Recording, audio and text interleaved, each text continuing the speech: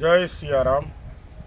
सुपात्रदानाच्च भवेद्धनाढ्यो धन प्रभावेन करोति पुण्यम पुण्यप्रभावात् स्वर्गं प्रयान्ति पुनर्धनाढ्यो पुनरेव भोगी।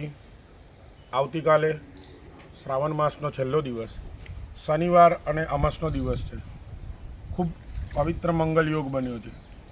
કેમ? સ્થાભ્યમ સમાપ્યમ શનિ ભૌમ વાસરે।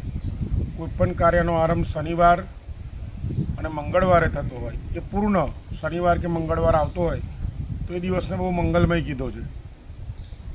આવતીકાલે શક્ય હોય એટલું દાન કરવું જોઈએ। બ્રાહ્મણને કરો, ગરીબને કરો, ભાણેજને કરો, મંદિરમાં કરો, પણ દાન અવશ્ય કરવું જોઈએ।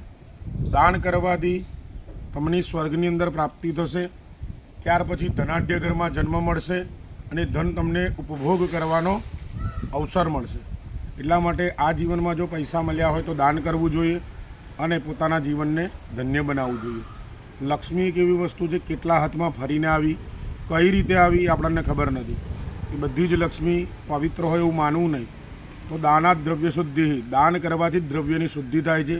તો કાલનો મસ્ત પવિત્ર દિવસ છે, તો શક્ય હોય તમને જ્યાં દેખાય એ જગ્યાએ જઈને પણ દાન અવશ્ય કરવું જોઈએ। થોડું દાન પણ ઘણું પુણ્ય આપશે, પણ કંઈક દાન કરવું જોઈએ। જય સિયારામ।